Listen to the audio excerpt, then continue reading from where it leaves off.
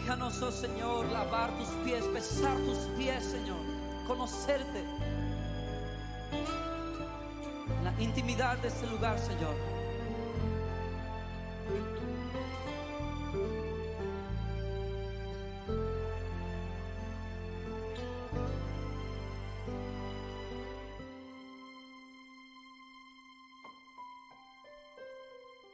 Junto a tus pies quiero posar, por tu amor dejarme llevar. Junto a tus pies no sé articular, ninguna voz tiene lugar. Junto al Maestro me quiero sentar, decirle le amo en oración, tocar tu manto, Señor, lavar los pies de mi Dios, saber que mi corona es estar junto a ti, tocar tu manto, Señor, lavar los pies de mi Dios, saber que mi corona es estar junto a ti.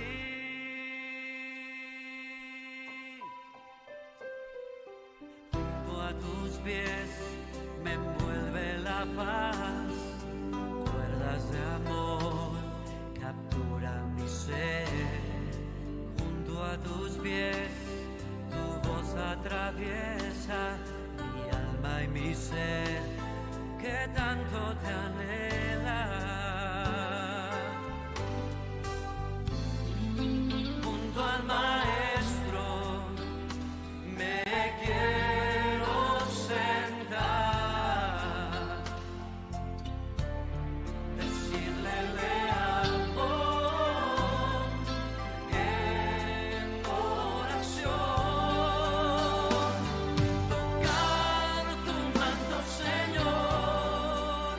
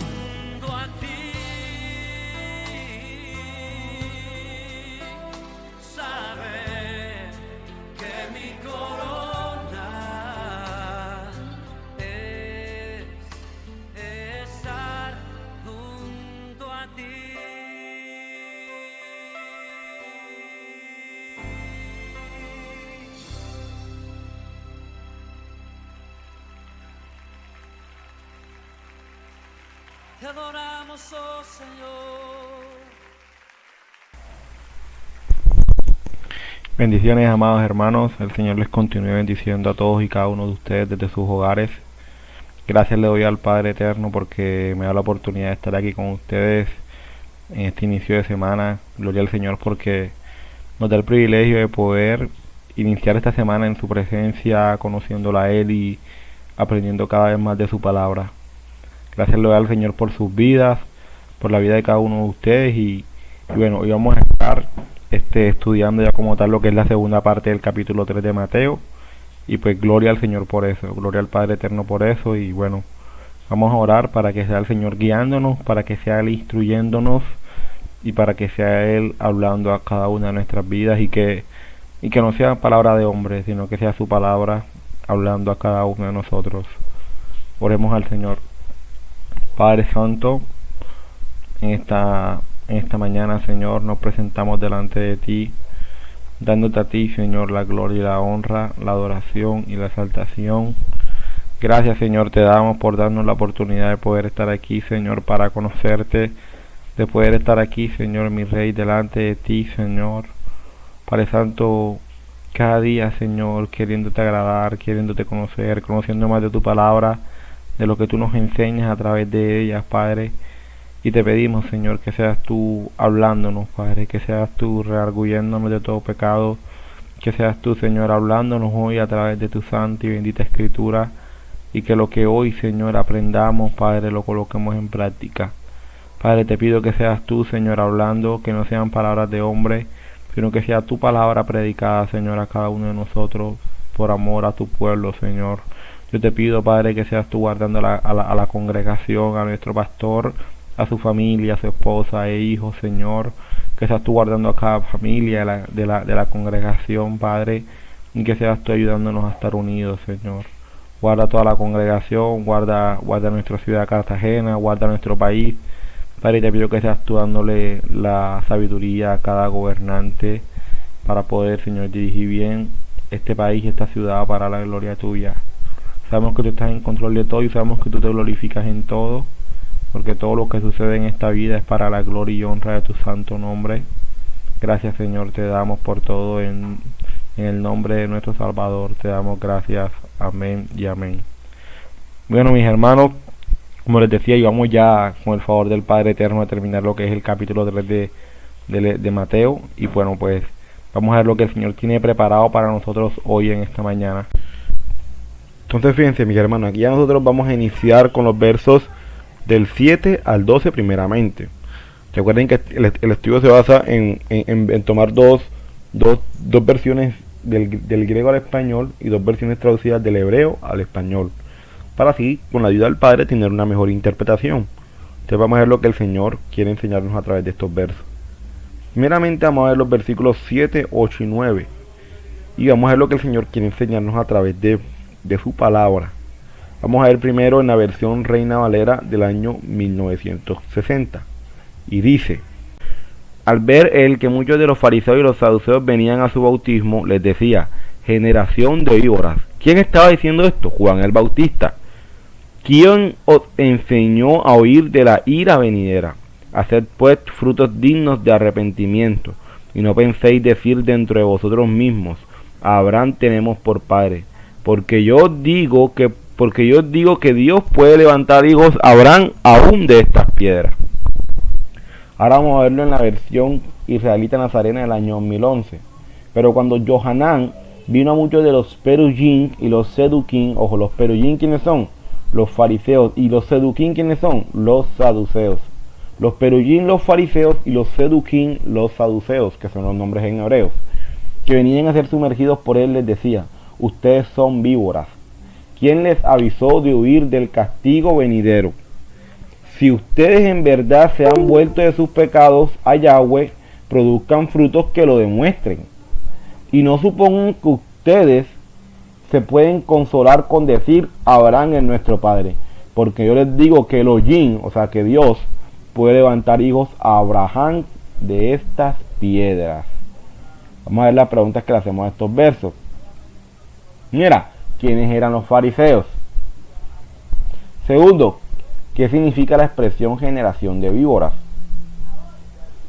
Tercero, ¿qué quiso decir Juan cuando les dijo quién os enseñó a huir de la ira venidera? Cuarto, en el siglo I, ¿qué era dar frutos dignos de arrepentimiento? Y quinto, ¿por qué Juan dice todo lo que dice en el verso 9? Entonces fíjense que nada más de estos versos, fíjense que hemos sacado ya 5 preguntas para la gloria de nuestro Padre.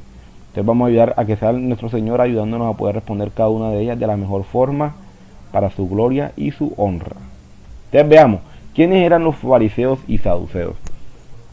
Volviendo al estudio inicial sobre entendiendo el siglo I, podemos dar respuesta a esta pregunta. O sea, para poder dar respuesta a esta pregunta nos tenemos que regresar a un estudio que ya hicimos, un estudio previo a Mateo, que fue entendiendo el siglo I. Para poder entender quiénes eran los fariseos y quiénes eran los saduceos. Los saduceos y fariseos, vamos a ver los saduceos primero, son aquellos que provocaron la rebelión de los macabeos. Para entender cómo se dio la rebelión de los macabeos, debemos volver al estudio de entendiendo el siglo I. Les invito a verlo a los que no lo han visto. Y ganaron. Entonces, los saduceos son aquellas personas que provocaron la rebelión de los macabeos. La gran pregunta es, ¿contra quién se dio esa rebelión? Contra los griegos. Y el grupo de personas que estaba allí se rebelaron contra los griegos. Ese grupo de personas se le llamaba los macabeos. Y ellos ganaron la rebelión contra los macabeos. Después de su victoria, se pusieron como los reyes de Israel y mataron a los sacerdotes del templo, poniendo ellos reyes que no eran descendientes de David, y a su vez colocando sus propios sacerdotes adictos al régimen. De ese grupo de sacerdotes y reyes nacen los saduceos. Entonces, en pocas palabras, ¿quiénes eran los fariseos y quiénes eran los saduceos? Eran las personas que habían ganado la rebelión de los macabeos, que eran del mismo pueblo. Pero ¿qué pasó con ellos? Ellos dijeron, no, ahora como nosotros ganamos la guerra, como nosotros expulsamos a los griegos, ahora nosotros somos los que merecemos ser reyes y somos los que merecemos ser los sacerdotes del templo. Entonces quitaron a los sacerdotes originales, quitaron a los reyes de la descendencia de David. ¿Y qué pasó? Y pusieron ellos sus propios reyes y pusieron ellos sus propios sacerdotes. O sea, en pocas palabras, los saduceos eran los que tenían plata, porque eran los que manejaban toda la parte del reinado de los reyes y manejaban el sacerdocio. ¿Y los fariseos quiénes eran? Vamos a ver. El pueblo se empieza a levantar contra el dominio saduceo y se levanta teniendo como líder a los sacerdotes originales con la figura del rabino, que empezó a dar interpretaciones a la Torá, y es de aquí donde nacen los fariseos. Entonces, como tal, ¿quiénes son los fariseos? Son los sacerdotes originales del templo, que fueron expulsados por los saduceos. Ese grupo se va a empezar a rebelar ¿contra quién? Contra los saduceos. ¿Y cómo se revela? Dando interpretaciones diferentes a las que daban los saduceos sobre los mandamientos, sobre la Torá. ¿Y qué es la Torá como tal? Lo que tú y yo hoy conocemos como Pentateuco. Eso es la Torá. El fariseo era quien daba la interpretación a las instrucciones del Señor en el Tanat. Por lo tanto, había muchos grupos de fariseos, ya que había muchos rabinos dando interpretaciones de las instrucciones del Padre Eterno.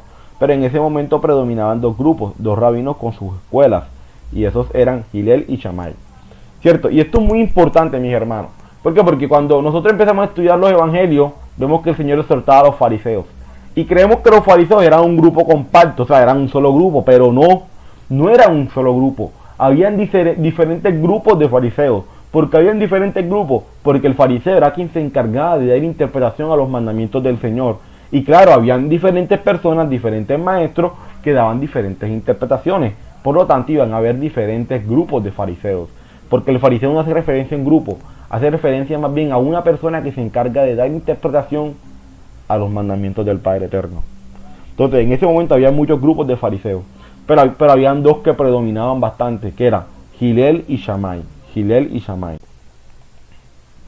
Nuestro Salvador, como otro intérprete en su tiempo de las instrucciones del Señor, también era conocido como fariseo, ya que era el fariseo en ese momento quien se encargaba de dar las interpretaciones de nuestro Padre, con la gran diferencia de que él solo tenía la interpretación correcta que viene del cielo, o sea, de nuestro Padre Santo. Bueno, esto que nos da a entender de que nuestro Salvador también era conocido como un fariseo.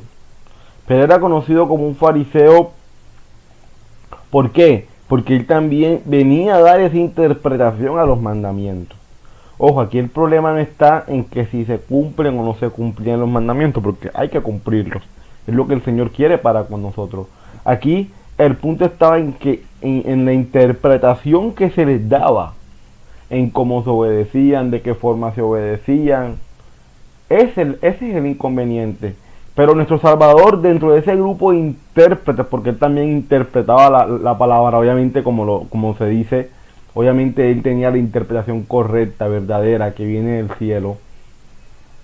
Él venía a corregir que las interpretaciones de los otros grupos de los fariseos, mas no decirles que no obedecieran el mandamiento, sino a decirles, oigan, esta forma como ustedes están viendo este mandamiento y como lo están interpretando no es la correcta. Esto es así, así y así. O sea, así se dan cuenta de la diferencia. Él no viene a decir, ya esto no hay que obedecerlo. Él viene a decir, esto hay que obedecerlo, pero así. Qué gran diferencia, ¿cierto? Qué gran diferencia. Claro, si es la misma palabra del Padre, ¿cómo es que va a negar la palabra del Padre? No la puede negar. Tiene que afirmarla. Él vino a afirmar esa palabra. Entonces fíjense, lo que dice nuestro hermano José Sánchez Vilchis en su estudio de Mateo, en la página 132, él dice, los fariseos y los saduceos eran los líderes del pueblo. Dice, la codicia de los líderes que inventaron religiones e hicieron cosas por codicia y dispersaron a las ovejas. Por eso Dios iba a enviar a su pastor para que no lo iba a hacer por el dinero, sino que amara a las ovejas. ¿Para qué? Para recuperarlas, para recuperar a las ovejas.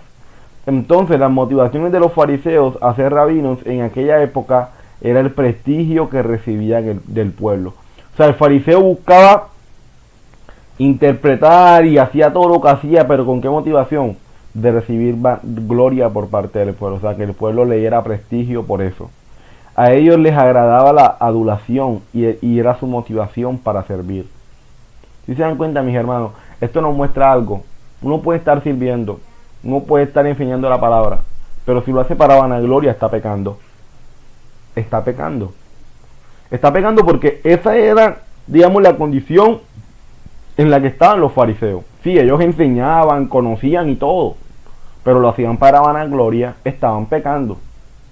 Si se dan cuenta cómo hacen las cosas mínimas y que decimos, oye, sí, esto está bien, o en las cosas a veces que menos pensamos, le fallamos al Señor. En las cosas que menos pensamos a veces. Claro, porque ¿quién va a pecar enseñando la palabra? Nadie, o sea, no se imagina, pero ¿cómo la persona puede pecar enseñando la palabra? Solo el Señor conoce lo que hay en su corazón, si hay vanagloria o no hay vanagloria al enseñar. Si hay vanagloria, aunque enseñe, está pecando. Aunque haga algo bueno, está pecando. ¿Saben por qué? Porque todo este mundo y todo lo que gira alrededor de él, todo este mundo es como tal teocéntrico. O sea, todo gira alrededor de nuestro Padre, de nuestro Señor. De nuestro Señor. Por lo tanto, todo lo que hagamos, así como lo dice Pablo, todo debe ser para la gloria del Señor. Los saduceos, o sea, esos son los fariseos, pero los saduceos usaban la fe como un medio de ¿qué? De ganancia, ya que estaban aliados con los romanos y eran un medio para vivir en riqueza. Entonces, por culpa de ello, mucha gente ya no quería saber nada del Señor. Y Juan el Bautista les dice, generación de víboras, porque sabía que era la codicia lo que movía sus corazones. Juan sabía que era la codicia lo que movía sus corazones, por eso es que él le dice a ellos, generación de víboras. Era la codicia, la vanagloria, el prestigio. Por eso les dice generación de víboras. Ahora bien, ¿qué significa la expresión generación de víboras? La palabra generación en hebreo es dor y en griego es genema, y en ambos hace referencia a un grupo de descendencia y de tiempo en el cual ciertas personas vivieron o están viviendo. La palabra víboras en griego es ekitna, pero en hebreo es ashut. O ekitna en griego y ashut en hebreo. Y en ambos hace referencia a propiamente una serpiente venenosa. En sentido figurado, o en otro sentido, hace referencia a las palabras incisivas que liberan un veneno mortal, como el uso de la blasfemia. Esto cambia lo amargo por lo dulce, la luz por la oscuridad. Ambas sugieren algo corrupto, el deseo venenoso de revertir lo verdadero por lo falso. Claro, cuando Juan les está diciendo generación de víboras, les está diciendo generación o personas, ustedes, grupo de personas que están cambiando lo dulce por lo amargo, que están cambiando la verdad por la mentira. Eso les está diciendo. Es lo que dice, la razón por la cual Juan les dice a los fariseos y saduceos, generación de víboras, era porque ellos estaban cambiando lo verdadero, lo dulce, la luz, que son las instrucciones del Señor, por mandamientos de hombres que ellos le habían añadido a las leyes del Señor. Claro, decían, no, el mandamiento dice esto, pero bueno, hay que hacer esto. O sea, empezaron a añadirle al mandamiento, Entonces ya no se preocupaban por obedecer el mandamiento, sino por obedecer lo que las interpretaciones y las añadiduras que ellos le dieron a ese mandamiento. Pero el problema no era el mandamiento. Dice, en el lugar donde Juan se crió, era un lugar que no era deshabitado, pero casi desértico, donde había muchas serpientes. Y por lo tanto él hace la relación entre esas serpientes y el engaño de los fariseos y los saduceos, colocando mandamientos de hombres. En el lado de los fariseos, porque obviamente en sus interpretaciones colocaban mandamientos de hombres. Y en el caso de los saduceos, de la codicia que ellos tenían al aprovecharse de la gente para sacarles el dinero. Siguiente pregunta, ¿qué quiso decir Juan cuando les dijo, ¿quién os enseñó a huir de la ira venidera? En otras palabras, es como si Juan les estuviese diciendo, ¿qué les hace pensar a ustedes que pueden huir del día del gran juicio? Porque Juan sabía que por ellos estar colocando mandamientos de hombres, el Señor los iba a juzgar. Cuando Juan hablaba de la ira venidera, él hacía referencia a la fiesta de Yom Kippur, o sea, la fiesta del día del perdón. Solo que en hebreo se dice Yom Kippur, que el pueblo del Señor celebra anualmente, en la cual el Señor traerá a juicio toda obra de los hombres han hecho, sea buena o mala. Y en esa festividad el pueblo del Señor se analiza, ayuna y confiesa delante del Padre Eterno todos los pecados, debilidades y falencias que se tienen, para que sea el Señor ayudándonos a crecer. Se hace el ayuno, ¿por qué? Porque claro, en ese ayuno, ¿qué es lo que estamos haciendo? Morir a nuestra carne, morir a nuestros deseos, para cada día buscar vivir más para el Señor en obediencia a su palabra. Dice, Juan les está invitando a que dejaran de añadir mandamientos de hombres y que le pidieran al Señor perdón por las cosas malas que han estado haciendo. Juan los estaba invitando a celebrar Yom Kippur de corazón.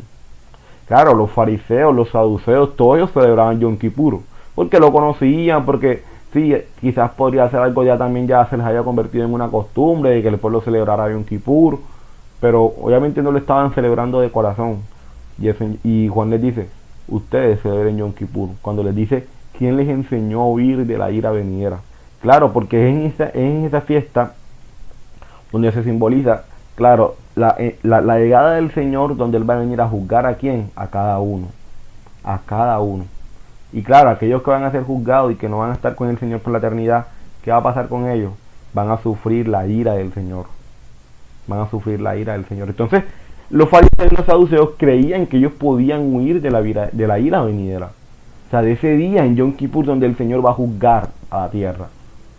Por eso es que Juan está haciendo referencia con esto también a la fiesta de Yom Kippur, donde les invita a ellos a que hagan a que celebraran esa fiesta de ¿qué? De corazón. Ahora en la gran pregunta, ¿y dónde está esa fiesta, Jacob? ¿Esa fiesta qué es? ¿Quién se la inventó? ¿Eso qué es? Después los judíos. No, eso está dentro de la palabra del Señor y es un mandamiento para su pueblo. Para su pueblo. El día del perdón. Levítico 23 del 26 al 32.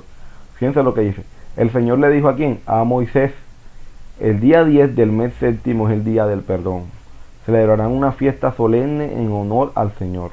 Y ayunarán y le presentarán ofrendas por fuego, y en ese día no harán ningún tipo de trabajo, porque es el día del perdón, cuando se hace expiación por ustedes ante el Señor su Dios. Cualquiera que no observe el ayuno, ¿qué va a pasar con él? Será eliminado ¿de quién? De su pueblo. Si alguien hace algún trabajo en ese día, yo mismo lo eliminaré de su pueblo. Por tanto, no harán ustedes ningún trabajo. O sea, debe ser un día de descanso, porque es un día ¿de qué? De fiesta. Este será un estatuto ¿qué?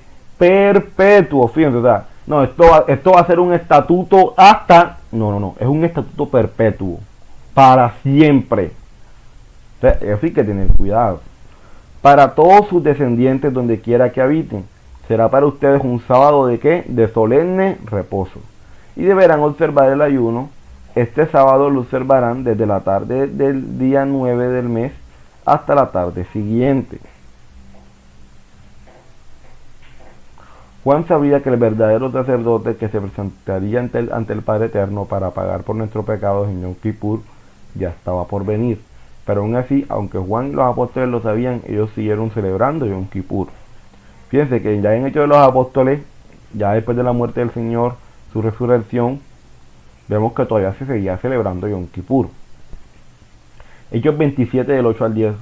Seguimos con dificultad a lo largo de la costa y llegamos a un lugar llamado Buenos Puertos, cerca de la ciudad de Lasea.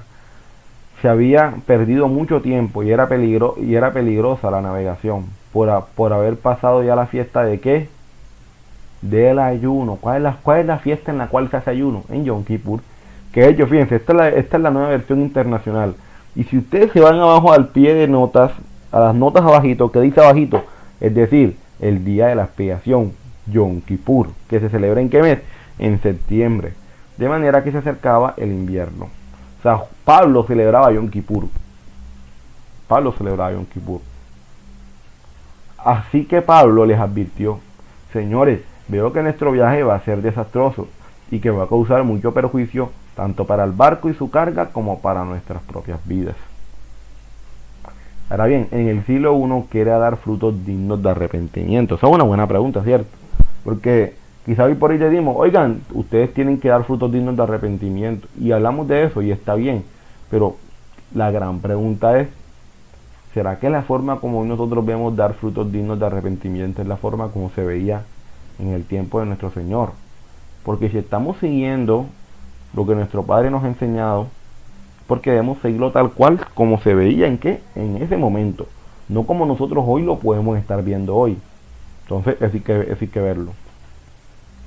Para poder entender esta expresión, debemos entender la mentalidad del siglo I de lo que era un fruto y de lo que es realmente tener un verdadero arrepentimiento. Vamos a ver.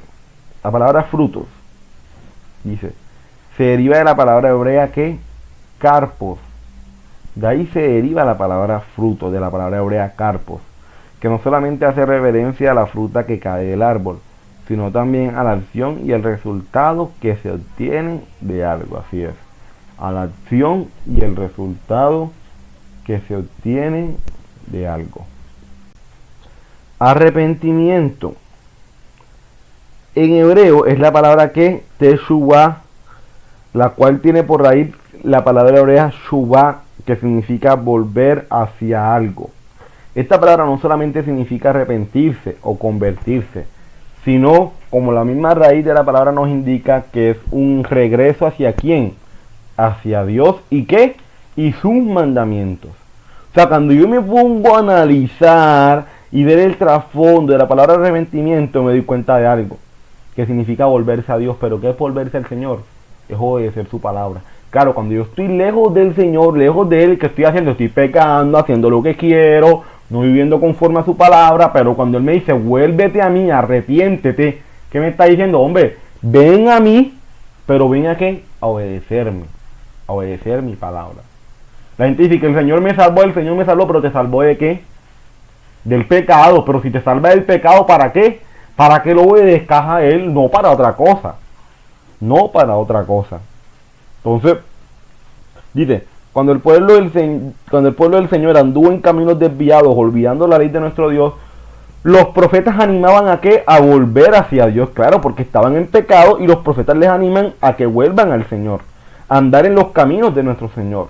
Cuando nos convertimos al Señor no nos convertimos a ninguna religión, sino que más bien estamos volviendo a qué? A la obediencia a la palabra del Señor. Claro, cuando yo me vuelva al Señor, cuando el Señor me permita arrepentirme, yo no me estoy arrepintiendo para entrar a una religión.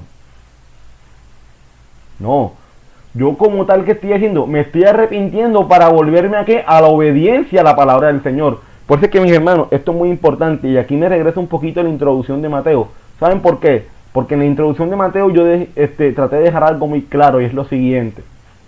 En medio de todo el estudio, nosotros como congregación no buscamos llegar a ser parte de ninguna denominación religiosa. O sea, nosotros no nos vamos a volver a alguna denominación o queremos identificarnos con alguna denominación. Ese no es nuestro objetivo como congregación. Como congregación. ¿Cuál es nuestro objetivo como congregación? Agradar al Señor y vivir una vida agradecida con Él, porque entendemos la obra maravillosa que Él ha hecho en nuestra vida por medio de nuestro Salvador, al ir y morir y pagar por nuestros pecados. Todo lo que hacemos lo hacemos por mero agradecimiento. La obediencia es por mero agradecimiento. No obedecemos para ser más santos, no obedecemos para creernos los más santos, no obedecemos como tal para ganarnos la salvación. ¿Por qué obedecemos? Obedecemos por agradecimiento a que el Señor ya nos salvó a nosotros. Por eso obedecemos. Entonces, si en medio del estudio estamos de acuerdo con alguna denominación, gloria al Señor por eso. Pero si no, pues gloria también al Señor por eso, porque es que no estamos para acomodarnos a ninguna denominación. Yo siempre he dicho, yo estoy para obedecer al Señor. Y si digamos en este caso el cristianismo dice algo que a mí me parece y estoy de acuerdo con eso porque la palabra del Señor así lo enseñan, gloria al Señor por eso. Pero si no, entonces no. Entonces no, porque es que yo estoy para obedecer al Señor. No estoy para obedecer lo que otro dice el Señor, que es diferente. Entonces eso hay que tenerlo claro. Y fíjense que sigue diciendo, ¿y cuál? Porque aquí dice, fíjense que dice, no nos estamos convirtiendo en ninguna religión, sino que más bien estamos volviendo a qué? A la obediencia a la palabra del Señor. Y dice, ¿y cuál es la palabra que estaba en ese momento? Todo el Tanakh, el Antiguo Testamento. No había otra cosa, ni tampoco se esperaba que hubiese otra cosa como tal. Entonces sí nos estamos dando cuenta. Y esto también es muy clave, porque decimos, no, es que hay que obedecer la palabra del Señor. Y estamos citando algo del siglo I. La gran pregunta es, ¿cuál era la palabra que había en el siglo I? Porque esa es la que hay que obedecer. Hombre, lo que el Señor tenía en ese momento, que era lo que había, que era ¿cuál? El Antiguo Testamento. Bueno, lo que tú y yo conocemos como Antiguo Testamento. Que tampoco es un Antiguo Testamento como tal. Pero claro, hoy se ve la palabra Antiguo Testamento y Nuevo Testamento. Pero realmente, ¿en qué se basa el Nuevo Testamento? En todo lo que está en el Antiguo Testamento. O sea, que ¿cuál debe ser mi base? El Antiguo Testamento. Porque es que de ahí los profetas, en este caso como tal, los discípulos del Señor se basaron para escribir todo lo que escribieron después en las cartas. Entonces Pablo le escribió a la congregación en Corintios, le escribió dos cartas a Timoteo, le escribió a la congregación en Tesalónica, a la congregación en Éfeso. Pero le escribe ¿con qué base? Con la base de lo que está en todo el Pentateuco y los profetas. Esa es la base de Pablo. Ahora, ¿será que Pablo va a ir en contra de su base, de su fundamento? Claro que no. Él va a afirmar ese mismo fundamento a través de cada una de sus cartas. Entonces, todas esas cosas hay que tenerlas en cuenta. Es como pensar nosotros que la carta a la congregación en Éfeso la leía la congregación en Corintios. No, la carta de Efesios era a la congregación en Éfeso. Y solamente la leía la congregación en Éfeso. A la congregación que está en Corintios no le interesaba esa carta, porque esa carta no era para ellos. Hoy nosotros tenemos todas las cartas, pero en ese tiempo no era así.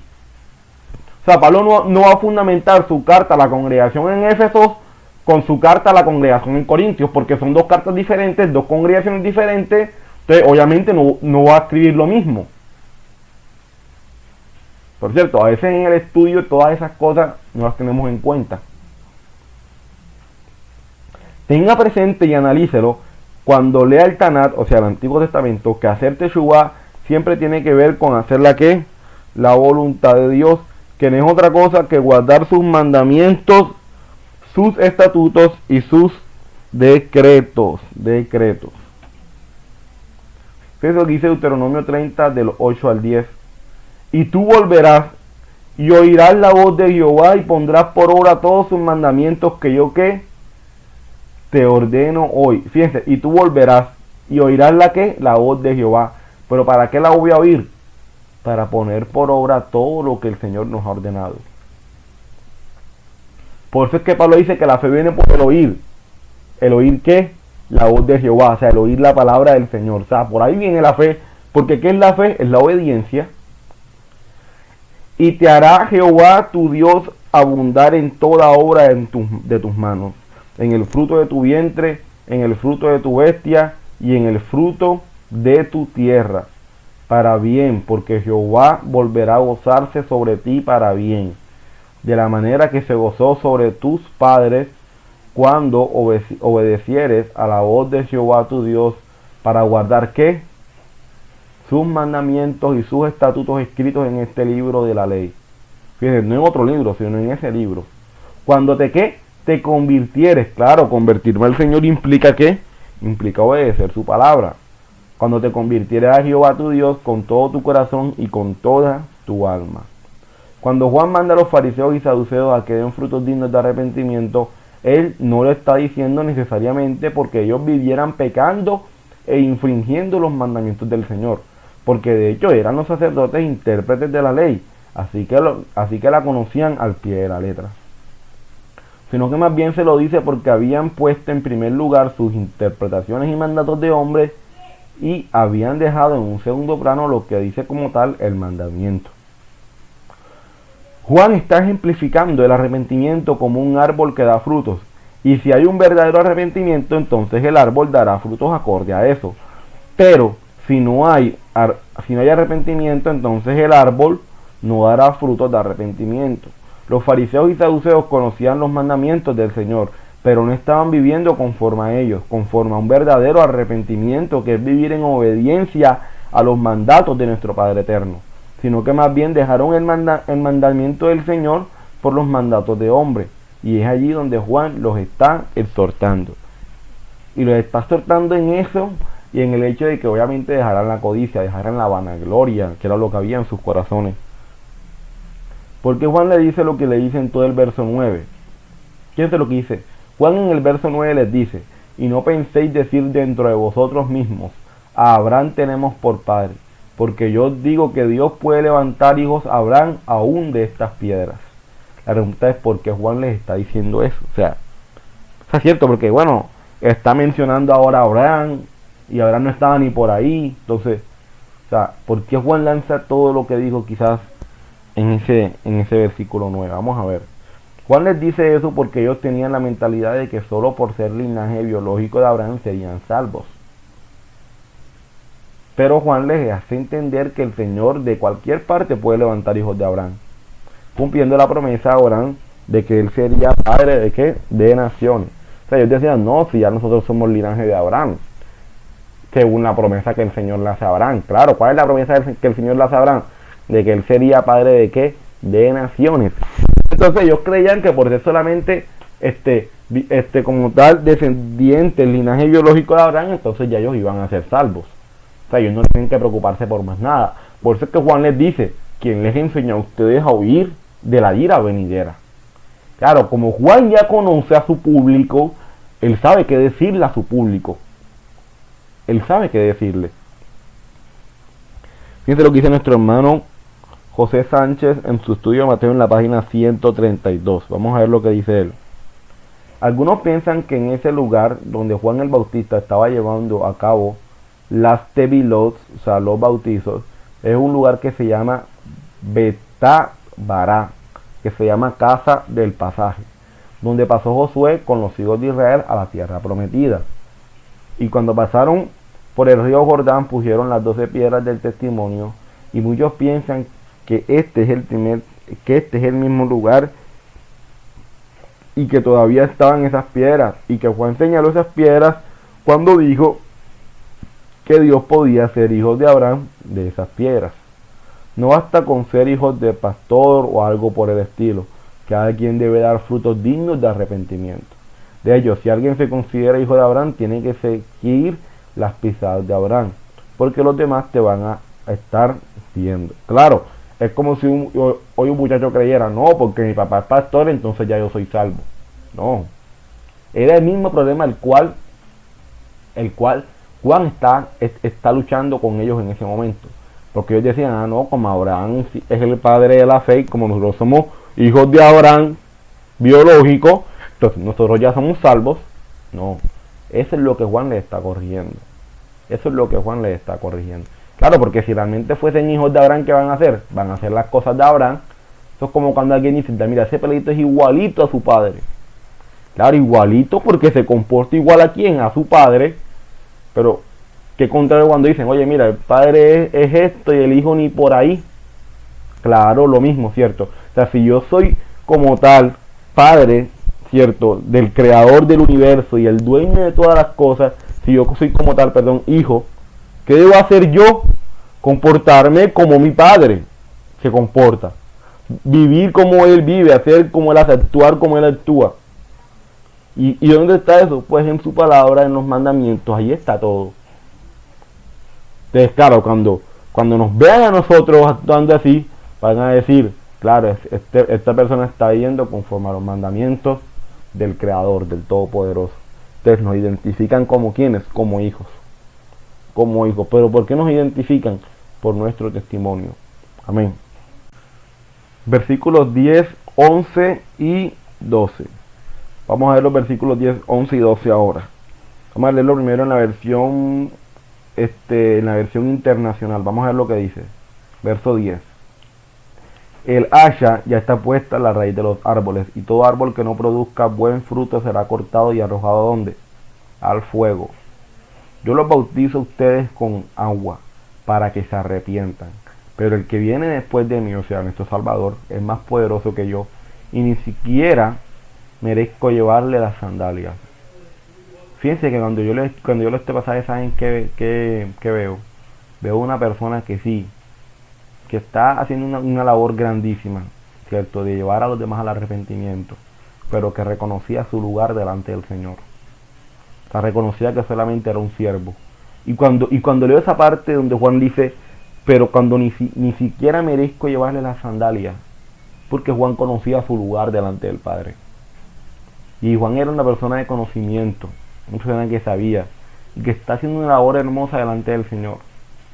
Imagínense, era quien estaba preparando al pueblo para la llegada del Mesías prometido. Pero fíjense, aún así Juan nunca se mostró altivo, nunca se mostró vanaglorioso. Y por eso es que Juan lanza esta presión, porque él les decía, o sea, para que él vieran que él era como que lo contrario a ellos. O sea, mientras ellos se vanagloriaban, mientras ellos mostraban ese orgullo y querían recibir alabanza, Juan se estaba mostrando como el humilde, como aquel que ni siquiera es digno de llevar las sandalias del Salvador. Pero hoy por hoy hay muchos que no solamente quieren llevar las sandalias, sino que quieren sentarse en el trono, quieren llevar la corona, no sabiendo que aún así seguimos siendo siervos, y que si estamos en esta tierra y estamos aquí enseñando la palabra, haciendo muchas cosas, estamos para servir a otros, nada más para eso. O sea, porque por algo el Señor pone una cabeza, digamos, en este caso haciendo la ejemplificación del hogar. El Señor pone una cabeza en el hogar, pero esa cabeza en el hogar, ¿para qué está? Para servir a quién? A todo el cuerpo. O sea, la cabeza no está para mandar, para decir aquí se hace lo que yo diga. La cabeza está para servir a quién? A todo el cuerpo. A todo el cuerpo.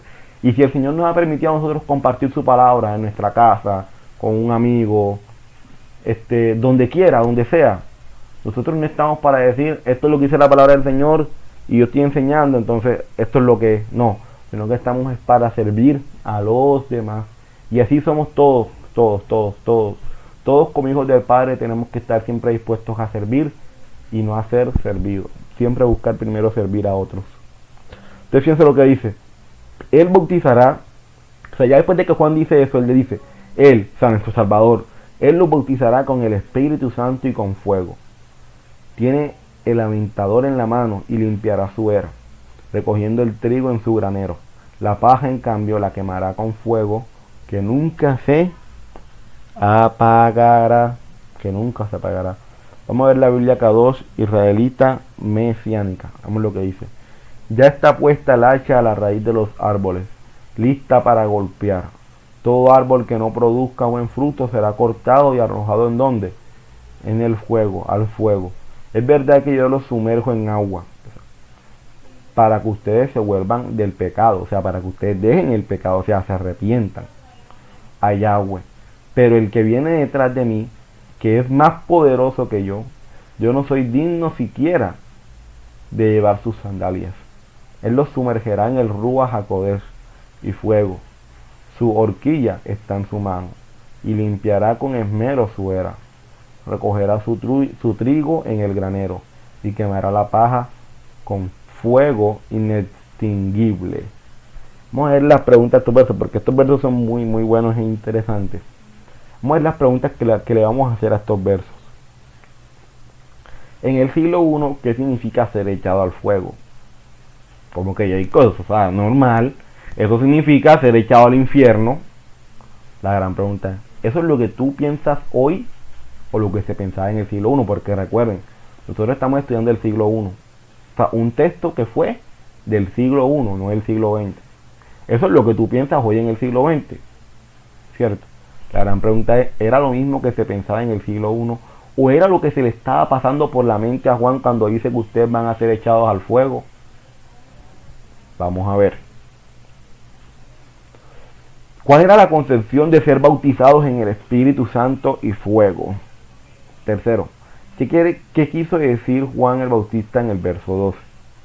Leeremos el verso 12 y vamos a ver qué fue lo que quiso decir Juan el Bautista. En el siglo I, ¿qué significa ser echado al fuego? Quizás hoy por hoy nosotros dentro de nuestra mentalidad pensamos que cuando Juan está hablando del fuego se refería al infierno, que de hecho esa es la palabra en griego como tal, y que por tal razón Juan estaba pensando lo mismo que nosotros, y eso es un error. ¿Qué estaba pensando Juan el Bautista cuando hablaba de ser echado al fuego? La razón por la cual Juan usa el fuego para hablar de lo que les espera a aquellos que no se volvieran a la obediencia a los mandamientos del Señor, o sea, que no se arrepintieran, es por lo siguiente. En los tiempos de nuestro Salvador había un conocido valle de ¿qué? De Ginón, que estaba fuera de Jerusalén, y en esos tiempos era el basurero de la ciudad. El lugar se mantenía ardiendo para quemar la basura. Las cresas o los gusanos consumían todo lo que el fuego no lograba destruir. Juan con esas palabras describió lo que ocurriría en el valle de Ginón, y a su vez hizo alusión a la profecía de Isaías 66 del 23 al 24. Entonces, si se dan cuenta, en ese tiempo había un valle, que era el valle de Ginón, que era el basurero donde se echaba todos los cuerpos muertos, ahí se echaban todos los desperdicios, y había un fuego que era inextinguible, o sea, que nunca se apagaba, siempre estaba todo eso en ese tiempo quemándose. Entonces, claro, cuando Juan está hablando de ser echados al fuego, él no está hablando de ningún infierno, ni por su mente estaba pasando ningún infierno. Él estaba hablando del valle de Ginón, en ese fuego que nunca se apagaba. Fíjense lo que dice Isaías 66 del 23 al 24, que es lo que está diciendo Isaías acá. Y sucederá que de una luna nueva a otra, y de un sábado a otro, toda la humanidad vendrá a postrarse ante mí. Claro, ¿cuándo nos vendremos a postrar delante del Señor? De un sábado a otro, dice el Señor. Entonces saldrán y contemplarán los cadáveres de los que se rebelaron contra mí. ¿Qué es rebelarse contra el Señor? Es rebelarse contra su palabra, contra lo que le enseña. O sea que si tú ves un mandamiento del Señor y tú dices, no, eso no es para mí, te estás rebelando contra su palabra. Porque no morirá el gusano que los devora, ni se apagará el fuego que los consume. Repulsivos serán a toda la humanidad. De eso que está hablando Isaías acá, es de lo que está dando Juan acá. ¿Por qué? Porque en ese entonces, en los tiempos de Isaías, también todavía estaba el Valle de Ginón. Y el Valle de Ginón seguía haciendo lo mismo para los tiempos de Juan. Era el valle donde se echaba la basura, donde estaban los gusanos. Dice, donde el gusano los devorará. Claro, ni se apagará el fuego que los consume. Claro, porque Juan sabía, como tal en este caso, Juan sabía que Isaías también estaba haciendo referencia a lo mismo, a ese mismo valle. Fíjense lo que dice aquí.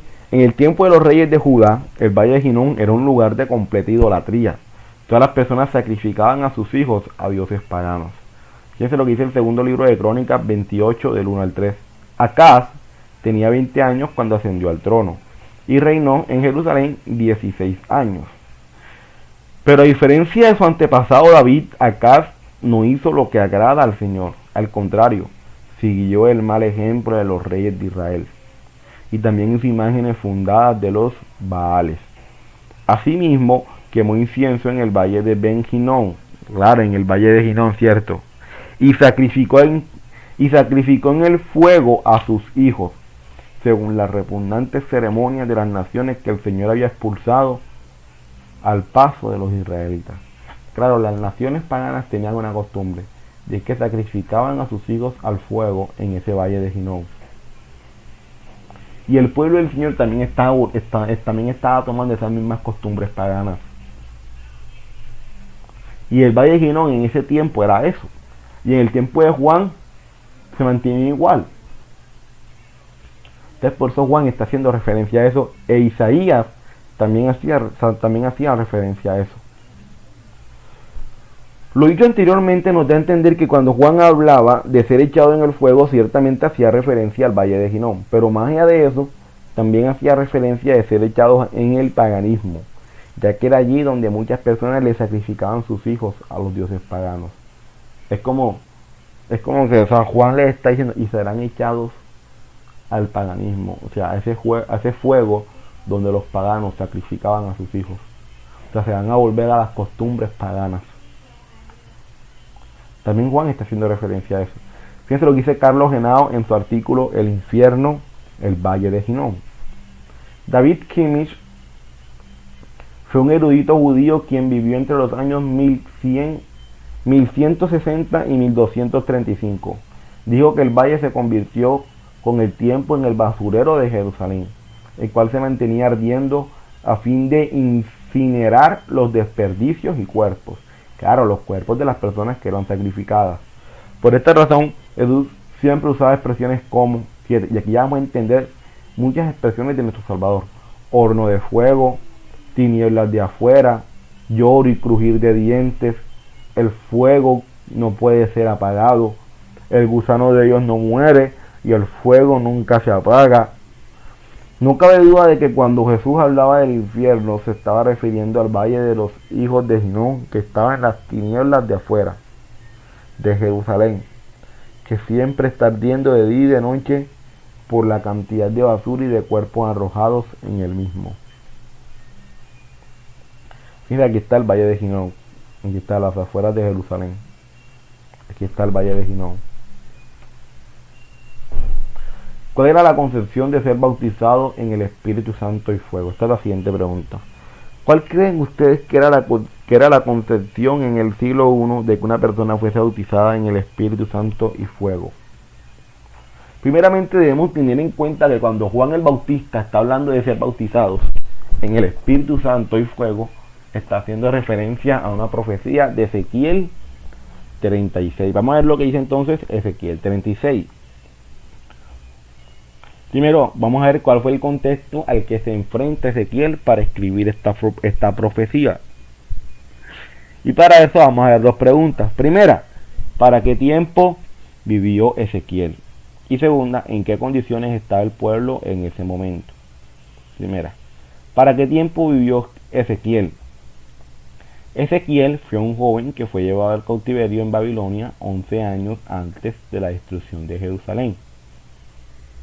Esto nos da a entender que cuando Ezequiel está hablando palabra del Señor, él lo hace ya viendo parte del pueblo cautivo en Babilonia. siendo él uno también de esos cautivos. Entonces, cuando Ezequiel empieza a dar todas sus profecías y empieza a dar palabra del Señor al pueblo, ya gran parte del pueblo estaba cautivo en Babilonia. Muchos no, muchos todavía estaban en la tierra del Señor, allá cierto, en Jerusalén, pero otros como tal ya habían sido llevados cautivos. ¿En qué condiciones está el pueblo en ese momento? Mientras Jeremías profetizaba en Jerusalén que la ciudad pronto caería ante los babilonios, Ezequiel daba el mismo mensaje a los cautivos que ya se encontraban en Babilonia, al igual que los que estaban en Jerusalén. Los cautivos seguían obstinados en su creencia de que Jerusalén no caería y que pronto regresarían a su tierra. Ezequiel les advirtió que el castigo era seguro debido a sus pecados y que Dios estaba purificando a su pueblo. Dios siempre castiga el pecado, lo creamos o no.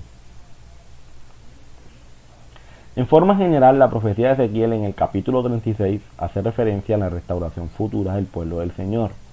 Pero veamos algunos versos de esta profecía. Vamos a ver algunos versos. Tú, hijo de hombre, profetiza contra los montes de Israel y diles: montes de Israel, escuchen la palabra del Señor. Así dice el Señor omnipotente. Así dice el Señor omnipotente. El enemigo se ha burlado de ustedes diciendo: las antiguas colinas ya son nuestras. Por eso, profetiza y adviérteles que así dice el Señor omnipotente. Ustedes los han asolado y arrasado por todas partes. Se han convertido en posesión del resto de las naciones y además han sido objeto de burla y de insultos por parte de la gente. Claro, se estaban burlando del pueblo del Señor, se estaban burlando del pueblo del Padre, porque habían sido llevados cautivos, porque ya estaban siendo esclavos de las otras naciones y estaban siendo objeto de burla de las otras naciones.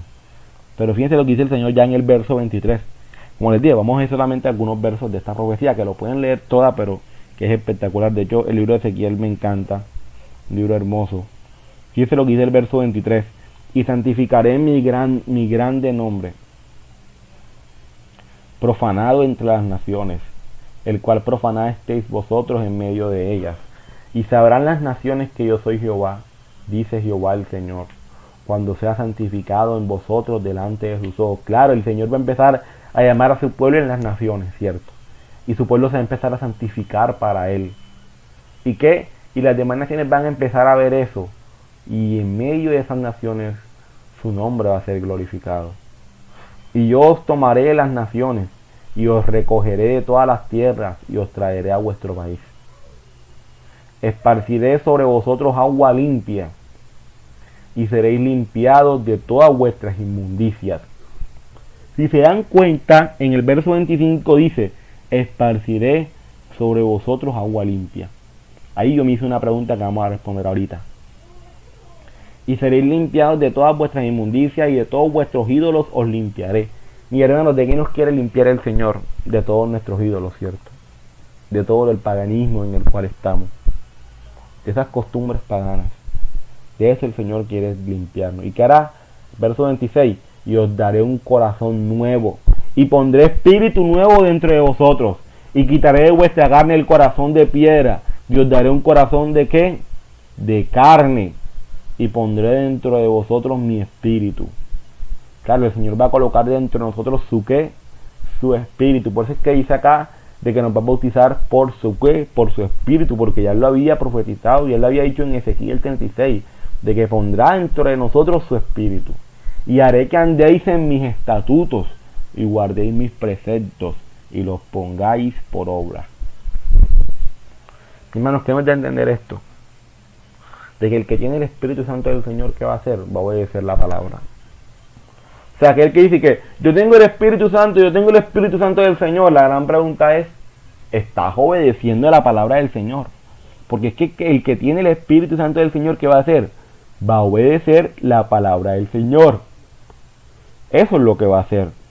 Ahora fíjense la pregunta que yo me hice: ¿por qué la profecía de Ezequiel 36 en el verso 25 dice: les esparciré agua y no les sumergiré en agua?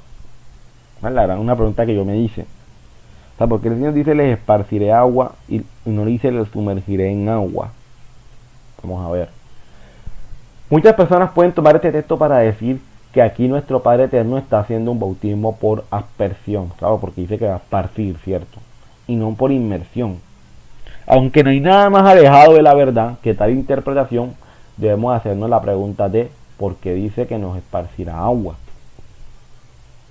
En este caso, el pueblo del Señor ya estaba esparcido entre las naciones y la pregunta es, ¿cómo el Señor nos va a limpiar? Claro, porque el Señor dice que va a esparcir agua ¿para qué? Para limpiarnos, ¿cierto? Para purificarnos. Pues nos va a limpiar y nos va a purificar a través de su palabra. Entonces el Señor esparcirá su agua, o sea, su palabra, para limpiarnos de todas nuestras, ¿qué? Nuestras impurezas. ¿Y por qué la va a esparcir? Porque su pueblo ya está ¿dónde? Está esparcido. Entonces, como su pueblo está esparcido, Él va a esparcir su agua. O sea, va a esparcir su palabra para que su pueblo en las naciones donde esté le conozca y sea limpiado de su pecado, sea limpiado de sus ídolos, de su idolatría y se vuelva a la obediencia al Padre. Para limpiarnos de todas nuestras impurezas. Y esto es lo que dice Pablo en Efesios 5. Fíjense lo que dice Efesios 5 del 25 al 26. Maridos, amad a vuestras mujeres, así como Cristo, Mashiach, amó a su esposa, a su pueblo como tal, y se entregó a sí mismo por ella, para santificarla, habiéndola purificado en el lavamiento de ¿qué? Del agua por la palabra. O sea, el agua es la palabra del Señor que va a ser esparcida y va a llegar a nuestros corazones para que obedezcamos los mandamientos de nuestro Salvador. Ya entendiendo lo dicho anteriormente, podemos ver que la concepción que se tenía en el siglo I sobre ser bautizado por el soplo santo del mismo Dios, o sea, por el Espíritu Santo, implicaba ser bautizado por la misma palabra del Señor, que nos guiaría a toda verdad. ¿Y cuál es la verdad? David nos da la respuesta de cuál es la verdad en uno de sus salmos. Sí, porque la gente dice que no, el Espíritu Santo te va a guiar a toda verdad. La gran pregunta es, ¿cuál es la verdad? ¿Cuál es la verdad? Vamos a ver cuál es la verdad. Ahora bien, si para ti la verdad es algo diferente de lo que David va a decir ahora, entonces debes eliminar ese salmo. ¿Y cuál salmo es? El salmo el más largo en todas las escrituras. El capítulo más largo en todas las escrituras, el Salmo 119. ¿Y qué dice este salmo? Tú estás cerca, Señor, y todos tus mandamientos son ¿qué? Son verdad. ¿Qué es la verdad, mis hermanos? La verdad es la palabra del Señor, son sus mandamientos. Son sus mandamientos.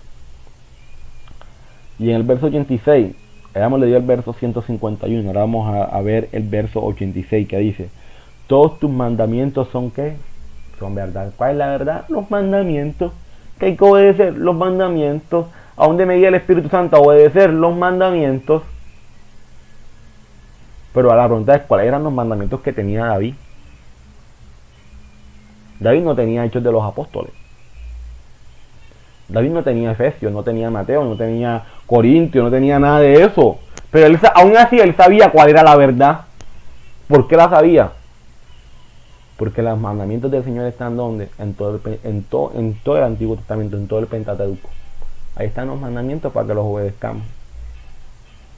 Ahí están. Ahí están los mandamientos del Señor. Y para David eso era la verdad. Esos mandamientos.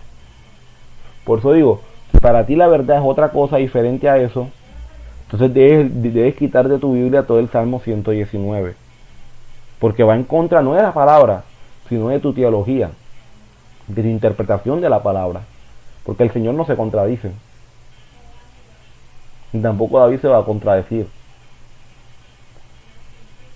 Se usa la palabra fuego. Ahora ya explicamos la palabra Espíritu Santo, ¿cierto? De qué significa ser bautizado en el Espíritu Santo. Que implica ser bautizado por la misma palabra del Señor. Pero el ser bautizado por el Espíritu Santo y fuego. Entonces, se usa la palabra fuego para hacer referencia a la misma presencia del Señor. Claro, porque iban a ser bautizados por el mismo Señor. Veamos los siguientes textos. Éxodo 13 del 21 al 22. Aquí es para explicar el tema del fuego. Que dice: y Jehová iba delante de ellos de día en una columna de nube para guiarlos por el camino, y de noche en una columna de fuego. ¿Para qué? Para alumbrarles. Claro, el fuego hace referencia a ¿qué? A la misma palabra del Señor. Nunca se apartó de delante del pueblo la columna de nube de día, ni de noche la columna de fuego. El pueblo del Señor está en oscuridad, perdido entre las naciones. Por eso el Señor pondría ese fuego en cada uno de sus hijos para que sea ese fuego quien nuevamente los volviera a la obediencia a sus mandamientos. Dice Levítico 6 del 2 al 13. Y el fuego encendido sobre el altar no se apagará, sino que el sacerdote pondrá en él leña cada mañana, y acomodará el holocausto sobre él, y quemará sobre él las grosuras de los sacrificios de paz. El fuego arderá continuamente en el altar, no se apagará. Ese fuego en el altar que simbolizaba la ¿qué? La presencia del Señor. Por eso es que ese fuego nunca se iba a apagar. Ahora es ese fuego, o sea, ahora es esa presencia del Señor en cada uno de nosotros para guiarnos a toda verdad, que ya sabemos que es la verdad, ¿cierto? En resumen, ser bautizados por el Espíritu y por el Espíritu Santo, ¿cierto? Y fuego implica Espíritu, que es el Espíritu Santo del Señor, que es la misma palabra del Señor, para obedecer la verdad que son sus mandamientos. Fuego es la misma presencia del Padre Eterno que nos guiará a esa verdad, que es la obediencia a sus mandamientos. O sea, el Espíritu es la palabra del Señor, ¿cierto? Como tal, para que la obedezcas. Y el fuego es la misma presencia del Señor para que te va a guiar a esa verdad para que la obedezcas. Entonces la pregunta que nos tenemos que hacer es: ¿estás obedeciendo los mandamientos del Señor? Porque si has sido bautizado por el Espíritu Santo y por fuego, es porque los estás obedeciendo. Ahora, ¿en qué quiso decir Juan el Bautista en el verso 2? El verso 12 dice: tiene el aventador en la mano y limpiará su era, recogiendo el trigo en su granero, la paja en cambio la quemará con fuego que nunca se apagará.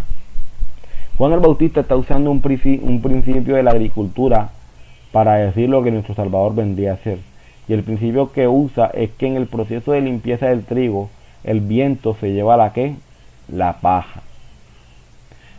Salmo 1 del 1 al 4 dice: dichoso el hombre que no sigue el consejo de los malvados, ni se detiene en la senda de los pecadores, ni cultiva la amistad de los blasfemos, sino que en la ¿qué? En la ley del Señor se deleita, y de día y noche medita en ella.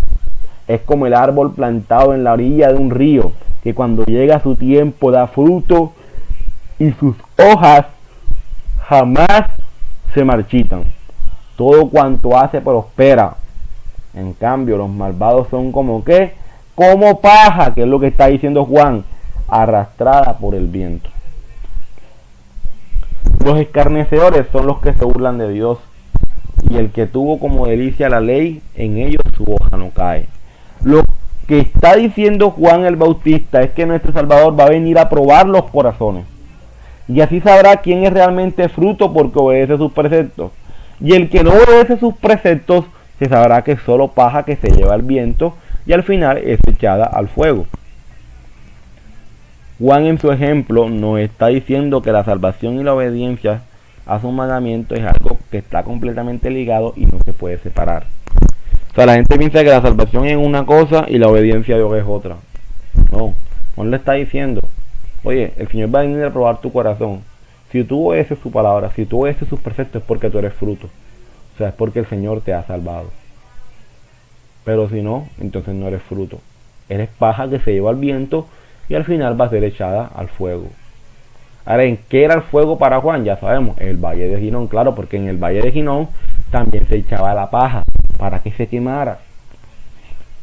Porque los agricultores también lo hacían así. Ahora bien, vamos a ver Mateo del 13 al 17. Del 13 al 17. Entonces fíjense, vamos a ver lo que el Señor quiere enseñarnos a través de estos versos, que ya son los últimos versos, del 13 al 17. Versículos 13, 14 y 15. Primero vamos a ver los versículos 13, 14 y 15. Vamos a leer en la versión Reina Valera del año 1960. Un día Jesús fue de Galilea al Jordán para que Juan lo bautizara, pero Juan trató de disuadirlo. Yo soy el que necesita ser bautizado por ti, y tú vienes a mí, objetó. Hagámoslo como te digo, pues nos conviene cumplir con lo que es justo, le contestó Jesús. Entonces Juan consistió.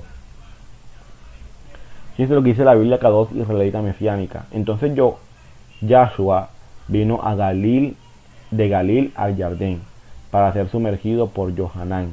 Pero Yohanan trataba de impedírselo diciendo: yo debo ser sumergido por ti, y tú vienes a mí. Sin embargo, Yahshua le respondió: permítelo ahora de esta forma, porque debemos hacer todo ¿para qué? Para cumplir la Torá, o sea, para cumplir los mandamientos de nuestro Padre. Entonces Yohanan se lo permitió. La gran pregunta es: ¿hay un mandamiento, cierto? ¿Hay un mandamiento en la Torá, dentro de los mandamientos del Señor, de que uno se debe bautizar? Porque fíjense que nuestro Salvador lo hace ¿para qué? Para cumplir lo escrito en la Torá, o sea, en los mandamientos del Señor. Entonces Yohanan se lo permitió. O sea, ya Yohanan entendió, entonces dice: bueno, vamos a bautizarte, Señor. Pues es que Yohanan lo permite. Ahora, en las preguntas que le hacemos a estos versículos 13, 14 y 15, ¿por qué el río Jordán? ¿Por qué en otro río? ¿Y por qué Juan se opuso en primera instancia al bautizo de nuestro Salvador? ¿Y por qué nuestro Salvador se bautizó? Entonces vamos a ver todo lo que el Señor quiere enseñarnos a través de estos versos. Respondiendo a la primera pregunta que el Señor tiene para nosotros en estos versos, vamos a ver la respuesta que le podemos dar a esta pregunta con la ayuda de nuestro Señor. ¿Por qué el río Jordán? En hebreo el nombre Jordán es Yardén, que significa descender. ¿Por qué significa este río descender? Porque es una alusión a la pronunciada descendencia del río, que va desde las alturas del Golán hacia el punto más bajo sobre la tierra, que es el Mar Muerto. Entonces, se le llama, en hebreo es Yardén, el río Yardén, pero el río Yardén significa descender. ¿Por qué significa descender? Porque es una alusión que se hace ¿a qué? A que el río viene de lo más alto, que es de las alturas del Golán, hacia el punto más bajo de la tierra, que es el Mar Muerto. Entonces, por eso significa descender. Ahora bien, como ya hemos aprendido en los versos y capítulos anteriores, el Mesías debía ser una copia exacta del pueblo del Señor, del pueblo de Israel, para que en él se esperanzaran a cumplir todas las promesas que del Señor para con su pueblo. En los siglos I las personas se bautizaban para simbolizar que eran hebreos, que habían cruzado de la muerte a la vida, de pasar de la desobediencia a los mandamientos del Señor a la obediencia a ellos. Ustedes no como recordéis de las cosas que ya hemos venido dando, son esas dos cosas que ya hemos aprendido para poder dar respuesta a esta pregunta. Nuestro Salvador debía ser bautizado donde el pueblo del Señor había pasado de un lugar a otro, donde habían pasado a la fe de Abraham, dejando el paganismo de Egipto para ser hebreos como Abraham, obedientes a los mandamientos, yendo a la tierra que nuestro Padre Santo le prometió a Abraham. Entonces vamos a ver, si nos damos cuenta, en este mismo río Jordán, el pueblo del Señor, el pueblo de Israel, pasó, cierto, para ir a la tierra prometida que el Señor le había dado. O sea, cuando ellos pasan ese río Jordán, ellos le están haciendo realmente, o sea, no solamente es el hecho de cruzar el río, sino el hecho de que ya están dejando Egipto, ya están dejando el paganismo. ¿Para qué? Para llegar a la obediencia a los mandamientos del Señor. Esto es lo que dice Josué 3, del 1 al 3. Muy de mañana Josué y todos los israelitas partieron de Sitín y se dirigieron hacia ¿qué? Hacia el río Jordán. Pero antes de cruzarlo, claro, iban a cruzar el río, acamparon a sus orillas. Al cabo de 3 días los jefes del pueblo recorrieron todo el campamento con la siguiente orden: cuando vean el arca del pacto del Señor su Dios y a los sacerdotes levitas que la llevan, abandonen sus puestos y pónganse en marcha detrás de ella. Dice aquí, lo más bonito es que lo que había en esa arca del pacto era la Torá, o sea, que son los mandamientos del Señor a su pueblo. O sea, cuando uno pasa de ser un hebreo a otro, uno que lleva consigo la Torá, o sea, uno llega aquí a obedecer la Torá, a ser obedientes a los mandamientos del Señor. Segunda pregunta, ¿por qué Juan se opuso en primera instancia al bautizo de nuestro Salvador? ¿Y por qué nuestro Salvador se bautizó? Juan se opone en primera instancia al bautizo de nuestro Salvador porque él sabía que eso era solamente para alguien considerado inmundo, que quería ser limpiado para llegar a ser un hebreo, y no entendía la razón por la cual nuestro Salvador también lo hacía, sabiendo él que nuestro Salvador ya era un hebreo por obedecer los mandamientos de nuestro Padre Eterno, y que aparte de ello era el Mesías prometido. Nuestro Salvador sabía que él venía a cumplir la función de aquel sacerdote que intercedía por su pueblo, así como lo dice en Hebreos, y para ello él debía cumplir el mandamiento de que todo sacerdote, antes de iniciar su oficio como sacerdote, debía ser purificado en agua. O sea, hay un mandamiento que dice que todo sacerdote debe ser purificado ¿en qué? En agua. Él no lo hizo porque tuviese necesidad de ser purificado, sino porque él debía cumplir los mandamientos del Señor, ya que como él mismo dice, que él no vino a abolir la ley, sino a darle su verdadero cumplimiento. Fíjense lo que dice Éxodo 40 del 12 al 13, dice: y llevarás a Aarón y a sus hijos a las puertas del tabernáculo de reunión, y los lavarás con agua, y harás vestir a Aarón las vestiduras sagradas, y lo ungirás y lo consagrarás para que sea mi sacerdote. Claro, para que en ese momento, cuando alguien se iba a consagrar como sacerdote, debía ser purificado en agua. Que el Señor viene a cumplir ese mandamiento como tal, viniendo también a ser ese sacerdote ese sacerdote que se presentaría delante del Padre para expiación por nuestros pecados. Teniendo también en cuenta el hecho de que nuestro Salvador también lo hacía para así identificarse con su pueblo Israel, que así como ellos habían pasado del río Jordán para ser hebreos, ahora él también lo hacía para hacer esa copia perfecta y sin pecado del pueblo del Señor, y que ahora a través de él nuestro Padre Santo empieza a cumplir las promesas dadas a su pueblo. Ahora vamos a ver los versículos del 16 al 17, ya estos son los dos últimos versículos para terminar el capítulo 3 de Mateo. Vamos a leer una versión internacional primeramente. Dice: tan pronto como Jesús fue bautizado, subió del agua. En ese momento se abrió el cielo, y él vio al Espíritu de Dios bajar como una paloma y pasarse sobre él. Y una voz del cielo decía: este es mi Hijo amado, estoy muy complacido con él. Vive israelita nazarena del año 2011. Después de sumergirse, Yahoshua, o sea Jesús, subió enseguida del agua. Entonces el cielo se le abrieron, y vio el Espíritu de Yahweh, que bajaba como una paloma. O sea, era el Espíritu del Señor. O sea, era el mismo Señor, era el mismo Señor, pero que era su Espíritu como tal. Y dice que bajaba como una paloma, y venía sobre él. Y se oyó una voz del cielo que decía: este es mi Hijo amado, en quien me complazco. Vamos a ver las preguntas que le hacemos a estos dos últimos versos. ¿Qué significa la paloma en este verso? ¿Qué significa la expresión este es mi Hijo amado en quien me complazco? Vamos a ver la primera pregunta. ¿Qué significa la palabra la paloma en este verso?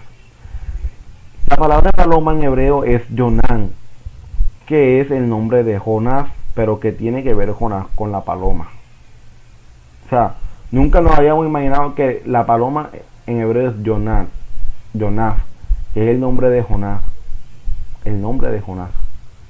Entonces la pregunta que me hago es: ¿qué tiene que ver Jonás con la paloma? O sea, ¿qué relación entre Jonás y la paloma? Fíjense lo que dice Mateo 3:17 para que nos demos cuenta que sí tiene que ver con la paloma, Jonás. Fíjense: después de haber hecho Tevilá, en la mikve de las Magín del río Yardén, o sea, de las aguas del río Jordán, subió enseguida del Magín, o sea, subió del agua. Y aquí en ese momento los Shamayín, que son los Shamayín en hebreo, los cielos fueron abiertos. Y vio al Ruach HaKodesh. ¿Qué es el Ruach HaKodesh? El Espíritu Santo, eso ya lo habíamos explicado. Que descendía como una Yonaf, o sea, como una paloma, y se posaba sobre él, sobre una Yonaf. Entonces vamos a ver. El mensaje de Jonás fue a los gentiles, ¿en dónde? En Nínive, ¿cierto? Para decir que leer Jonás, un libro muy corto en las escrituras, pero muy bueno. La obra de nuestro Salvador va a ser similar a la de Jonás. Va a predicarles a los gentiles. O sea, el hecho de que la paloma bajara, el mismo Padre bajara en forma de paloma, estaba representando algo muy bonito, mis hermanos. Y es que nuestro Salvador vendría a cumplir la función así como Jonás, de ir y predicar ¿a quién? A los gentiles. Dice, la obra de nuestro Salvador va a ser similar a la de Jonás. Va a predicarle ¿a quién? A los gentiles. Y Efraín, que está entre las naciones, es como una paloma incauta. Pero ahora viene aquel que va a rescatarles, va a traerles de vuelta, los va a limpiar y los va a purificar. Amén. Fíjense lo que dice Jonás 1:9. Y él le respondió, soy hebreo. Fíjense, Jonás era hebreo, nuestro Salvador es hebreo. Y temo a Jehová, Dios de los cielos, que hizo el mar y la tierra. ¿Qué es temer a Jehová? Obedecer su palabra. Ahora fíjense lo que dice Jonás 4:11. Aquí está hablando el Señor. Y no tendré yo piedad de Nínive, aquella gran ciudad donde hay más de 120,000 personas que no saben discernir entre su mano derecha y su mano izquierda, y muchos que animales, o sea, muchos gentiles. Ya nosotros aprendimos que la palabra animales en hebreo no solamente hace referencia al animal como nosotros lo conocemos, sino que también hace referencia a quiénes, a los gentiles, porque en ese momento los gentiles, o sea, los que eran de otras naciones, se les llamaba animales también. Entonces nos damos cuenta que el propósito del Señor cuando manda a Jonás a Nínive, ¿cuál era? Ir y rescatar a muchos animales, muchas personas allá. Vemos que la paloma, más allá de representar el soplo santo del Señor, que es el mismo Espíritu Santo, desde el hebreo nos está transmitiendo un mensaje más profundo, que es quien está siendo bautizado cumplirá la misma función de Jonás, de ir a los gentiles y traer a Efraín esparcida entre ¿qué? Entre las naciones. Entonces, qué hermoso eso, ¿cierto? Ya saber todo lo que implica el hecho de que bajara en forma de paloma. Sí, pero ¿por qué no en forma de águila? ¿Cierto? ¿Por qué no en forma de águila? ¿Por qué no en forma de avestruz? ¿Por qué tiene que ser en forma de paloma? Todas esas cosas, mi hermano, le podemos dar respuesta, o le podemos dar una mejor respuesta, ¿cuándo? Cuando estudiamos todo desde su idioma original.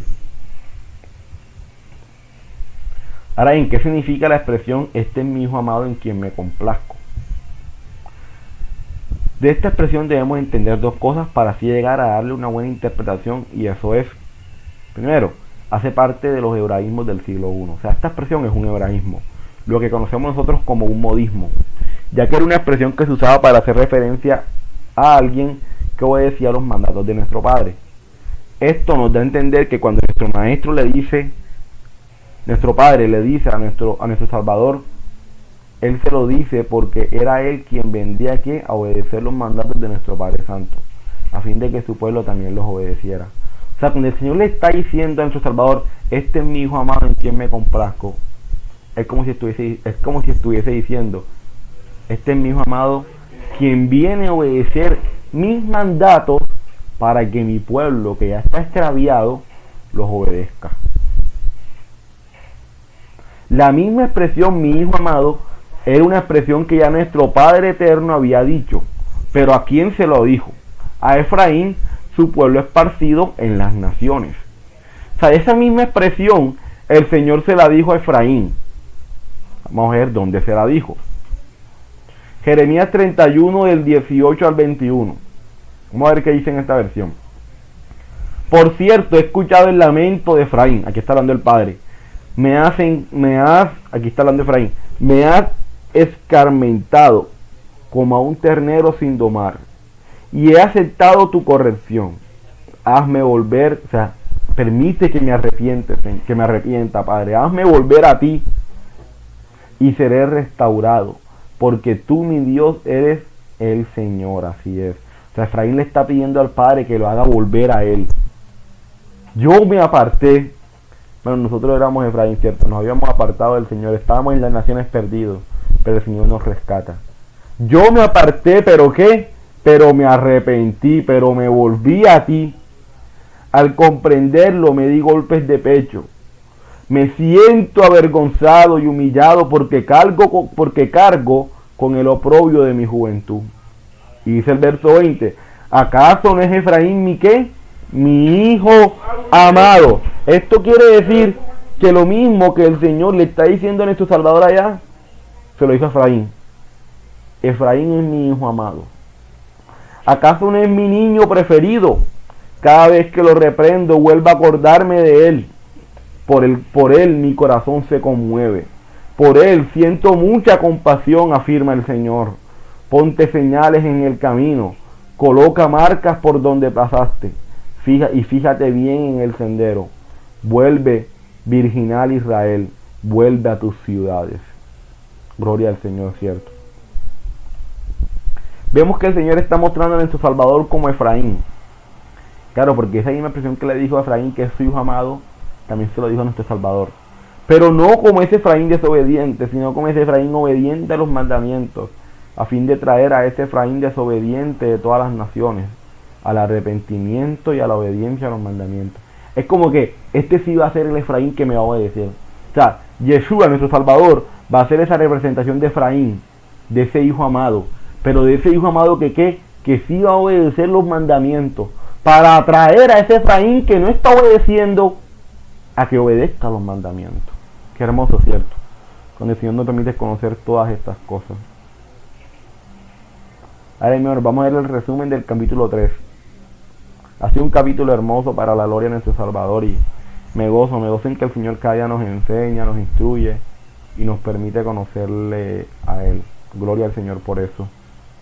Primero, aprendimos que el contexto de Mateo capítulo 3 estaba en Isaías capítulo 39 y 40 y que por tal motivo es imposible entender el mensaje de Juan el Bautista si no entendemos bien esos dos capítulos de Isaías.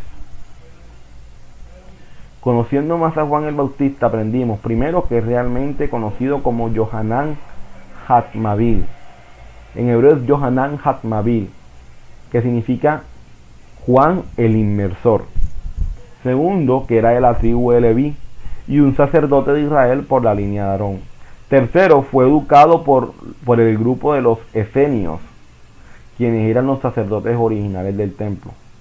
Cuarto, se alimentaba de algarrobas y miel. Y quinto, era la representación del profeta Elías. Tercero, también aprendimos que la expresión el reino de los cielos se ha acercado es un hebraísmo, o sea, un modismo, que hace referencia a la obediencia a la palabra del Señor, ya que a la medida en que uno se somete a la ley, o sea, a las instrucciones del Señor, está aceptando el reinado de Dios. Debido a que todo reino tiene una constitución, entonces cuando nos manda a arrepentirnos, porque el reino se ha acercado, es como si nos estuviese diciendo, vuélvanse a la obediencia a los mandamientos, porque la constitución, o sea, la ley, las instrucciones del Señor, del reino de Dios está cerca. Y será esa constitución la que los juzgará. Sabiendo también que la palabra cielo hacía referencia a nuestro Padre Eterno, y no como tal al cielo como tú y yo lo podríamos pensar hoy. Por eso es lo mismo decir el reino de los cielos a el reino de Dios. Cuarto, entendimos la concepción que se tenía del bautizo, de la tevilá en el siglo I, ya que a diferencia de cómo se ve el bautismo hoy por hoy, las personas en el siglo I no lo hacían para entrar en al grupo de la iglesia, ya que ni siquiera tal término existía, sino que más bien las personas lo hacían como un símbolo de lo que era pasar de la muerte a la vida, lo que es ser un hebreo, ya que un hebreo es aquel que ha pasado de un lugar a otro, y Abraham fue el primer hebreo. Quinto, aprendimos que el bautismo no es algo nuevo que se dio con Juan el Bautista, sino que era algo que ya el pueblo del Señor practicaba desde un comienzo, y que estaba desde el mismo Génesis, y que hoy por hoy se ve como algo nuevo de Juan el Bautista, porque se mira desde la palabra en griego, y no desde la palabra en hebreo. Sexto, se aprendió que el bautizo se realizaba en una mikve, la palabra que está desde Génesis, la cual significa depósito o esperanza, y se hace allí porque a través de la inmersión se tiene esa esperanza de purificación por parte de nuestro Padre Eterno. Aprendimos lo que significa ser un hebreo, que es pasar de un lugar a otro, de la muerte a la vida, dejando el pecado para empezar la obediencia a los mandamientos de nuestro Padre Santo. Octavo, la palabra arrepentimiento se estudió, y en hebreo es la palabra teshuvah, la cual tiene por raíz la palabra hebrea shuvah, que significa volver hacia algo. Esta palabra no solamente significa arrepentirse o convertirse, sino como la misma raíz de la palabra nos indica, que es un regreso hacia Dios y sus mandamientos, andando en los caminos de nuestro Señor. Cuando nos convertimos al Señor, no nos convertimos a ninguna religión, sino que más bien estamos volviendo a la obediencia a la palabra del Señor. Noveno, entendimos la expresión ser echado al fuego, la cual en el siglo I no hace referencia a ser echado al infierno como hoy lo entendemos, sino que más bien hace referencia al valle de Ginón. Pero más allá de eso, también hacía referencia a ser echados en el paganismo, ya que era en ese valle donde muchas personas le sacrificaban sus hijos a los dioses paganos. Décimo, se aprendió la concepción que se tenía en el siglo I de ser bautizado en el Espíritu Santo y fuego. Y era ser bautizado en el Espíritu Santo es ser bautizado por la misma palabra del Señor, para obedecer la verdad que son sus mandamientos. Y el fuego es ser bautizado por la misma presencia del Padre Eterno, que nos guiará a esa verdad, que es la obediencia a sus mandamientos. 11. Entendimos la razón por la que nuestro Salvador fue bautizado, y fue, primero, porque Él venía a cumplir la función de aquel sacerdote que intercediera por su pueblo, y para ello Él debía cumplir el mandamiento de que todo sacerdote, antes de iniciar su oficio sacerdotal, debía ser purificado en agua. Él no lo hizo porque tuviese necesidad de ser purificado, sino porque Él debía cumplir los mandamientos del Señor. Y segundo, para así identificarse con su pueblo Israel, que así como ellos habían pasado el río Jordán para ser hebreos, ahora Él también lo hacía para hacer esa copia perfecta y sin pecado del pueblo del Señor. Y que ahora a través de Él, nuestro Padre Santo empieza a cumplir las promesas dadas a su pueblo. Aprendimos el significado de la paloma, la cual, más allá de representar el soplo santo del Señor, que es su Espíritu Santo, más bien que es el Espíritu Santo como lo conocemos hoy, desde el hebreo nos está transmitiendo un mensaje más profundo, que es quien está siendo bautizado cumplirá la misma función de Jonás, de ir a los gentiles y traer a Efraín esparcida entre las naciones. Y por último, de la expresión este es mi hijo amado en quien me complazco, aprendimos dos cosas. Primero, es un hebraísmo del siglo I que hace referencia a alguien que obedece los mandatos de nuestro Padre. Y segundo, a través de esta expresión el Señor está mostrando a nuestro Salvador como Efraín, pero no como ese Efraín desobediente, sino como ese Efraín obediente a los mandamientos, a fin de traer a ese Efraín desobediente de todas las naciones al arrepentimiento y a la obediencia a los mandamientos. Y hermanos, gloria al Señor porque nos ha permitido conocer todas estas cosas y nos ha permitido tener un conocimiento mejor de su palabra. No el completo, no el que está al 100%, pero sí un conocimiento mejor para su gloria y su honra. Y debemos darle gloria al Padre en eso. Y que pudiésemos aprender tantas cosas. Ya con la ayuda del Padre Eterno ya el siguiente domingo estaremos empezando con el capítulo 4. Y bueno, pues sin más que pues, cualquier pregunta, duda que se tenga o algo, pues no olviden siempre preguntar, estar atentos. Le doy gracias al Padre Eterno por mis hermanos que siempre están atentos allí, quizás para corregir o para mirar esto o para hacer preguntas, porque eso es bueno, mis hermanos, porque si algo debemos tener claro y siempre presente es que la interpretación de la palabra del Señor no es algo que debe ser personal, o sea, solo para ti, sino que debe ser algo público en el cual todos nos ayudemos a tener una mejor interpretación y a tener un mejor conocimiento de la palabra del Señor. Entonces, eso es muy importante, eso es muy muy importante.